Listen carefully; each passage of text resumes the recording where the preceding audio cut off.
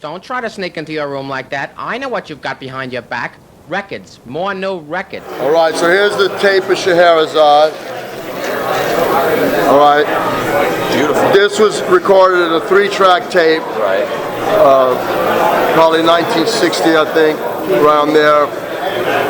We took the original 3-track and we reduced it to 2-track, which now the 2-track is still the original master.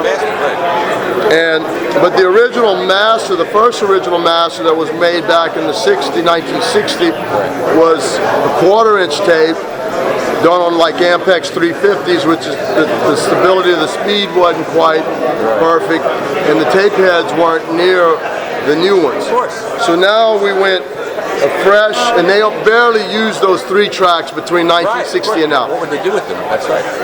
So we got the 3-track, transferred it to Sterling, Ryan Smith, 3-2. Right. 1/2-inch, 30-inch per second on the new tape machine. You made 3 of them. We made 3 of them, of each. And then we'll make, you know, maybe if I run that tape 25 times, I can make 100 of these tapes. Right.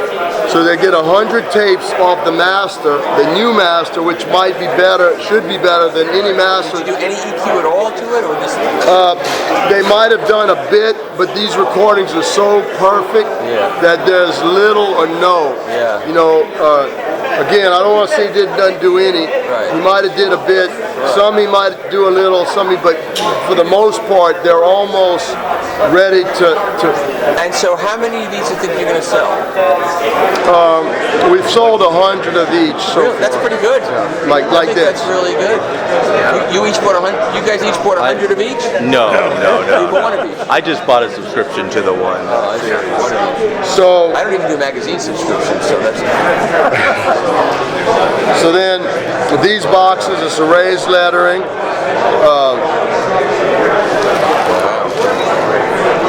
And then here's the tape.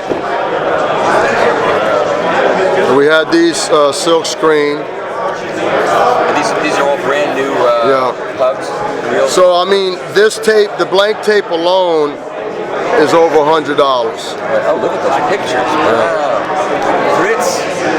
That's scary. Fritz is I hear you. probably younger than me there. It's really scary. Yeah. I hate that. Yeah.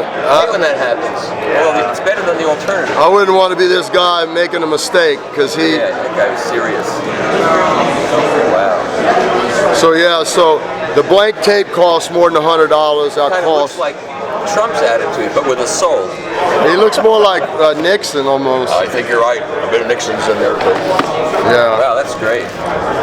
So you sold 100. How many of the vaults are going to open up, you think? How many labels? Well, we're starting to get some good pop stuff. Yeah? Yeah. And Like what? well, Can you say? Like Beatles? You can get Beatles? Why not? What do they? That's the dream, right? What do they got to lose at this point? we got this huge pop title. Can't talk about it. Well, I announced it, and now I'm hearing that. Anyway, You having second thoughts? yeah. You know why? Because unfortunately, I don't want to say this too close to the microphone. Unfortunately, there are a lot of a-holes still at the record labels. There really are. You know, they don't know what to do. They run around like chickens without heads. And Chad comes along and says, "Hey, we're going to do this," and they go, "Oh, that's a good idea. No, we'll do it, and we'll make it digital, and we'll press it at a bad pressing plant, and it'll be great." Right. Well, what happened is sometimes some people still are scared that this is just too close to the master to let the public have.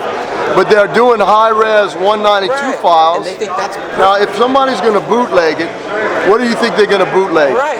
They're going to buy this for $450, get an ATR, and master it properly? No. Right, they're going to get a 192 file, right. which is damn close. right, which is their the record label's the reference now is a digital high-res file. That's their reference. You know. And they can buy it download. These titles that I'm having trouble with, they're available as 192 and DSD files. One was mastered by Bernie, the other was mastered by Doug, Now, how close to the master is that? Yeah, it's ridiculous. So you think, But they, I mean, I understand. Times have changed. That's the problem? Yeah. That's why this is good for them, because where's their revenue source? Anything to generate revenue. Well, we get interviewed all the time about vinyl, which is cool, right? But if this pop band, how cool is it to be? Oh, vinyl's cool, it's going great, but hey, what about this? Yeah. And you show them that helps the artist. It's like all of a sudden. Is it Steely Dan? No, I'll tell you off camera. Okay, and then I'll say. But I already announced it kind of to some people, so I missed it. Anyway, but there's other pop titles. Yeah. It's not the only. Yeah. There's not only one band in the world. You gotta do it. Yeah, we're doing it, man. We're doing it. Doors. That's what it should be. Doors. Okay, that must be who it is. They should do it. What do they got to lose? Everything out of you that he can. Well, I just made that up.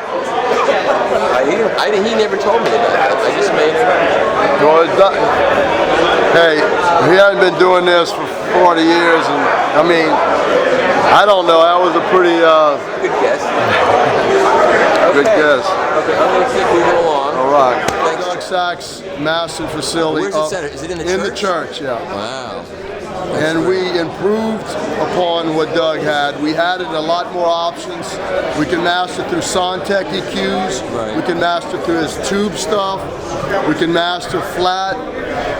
It's a true AB system, which most mastering facilities don't have an AB system. I mean, Sterling and Bernie, of course, do. Yeah. But What do you mean by an AV system? meaning like you set the EQ for song A, you got it set, and then when it goes to song Oh, 2, you can have a separate EQ ready. yeah, right. Oh. And then when it's playing the song 2, Go back to 1. yeah. Right. But most people, they either have to transfer it to digital and EQ it to digital, which, That's no good. well, it's more of that than you want to know. But this way you don't have to do it. Right. Now, if you did it analog without an AB, you'd have to switch in between. You'd have to switch all your, Right. which is possible, but you need 4 very people. hard. Right. And then if you mess up, Yeah. so we had Tom Pisano, who worked for Doug for 4 years, go through the system from the top to bottom, refurbish everything, and there was no documentation, so he documented it all. And it's in the church, which is about a mile away from the plating and pressing. Yeah. And so we should have 6 more presses just hooked up by the time y'all show up, which will be a total of 16, plus 2 manuals, plus the mastering. So we're gonna work hard to have a little extra. And then John came to the first one, coming to the 20th. You've been to 2 or 3 in the middle. Yeah. All right, I'll be there. But it might be the last. I don't know. I don't know if I can take much more of it. But Are you watching that American Epic? yeah, I like it. It's fantastic. I like it. I wish there was more than 3 episodes though. No. And I'm sure there's a lot of stuff left over on how about the 1942 color footage of Honey Boy? Yeah. 1942 color of Honey Boy, because Honey Boy told me when Alan Lomax came to find Muddy Waters, then he went to find Honey Boy, and I'm putting out the Muddy Waters 75th anniversary of those plantation recordings. Oh, wow. A friend of mine had the box that Alan Lomax, he made 200 of them, and he gave one to, like if you sponsored Alan to go to the South, Right. he made 200 and he's like, okay, here's the gift. This is from my travels. This is Kickstarter before, Yeah. you know what I'm saying?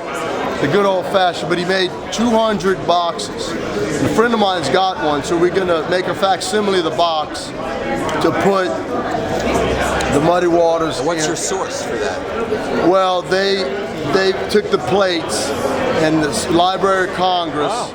And if you're going to the hi-fi show in DC, Yeah, I don't know.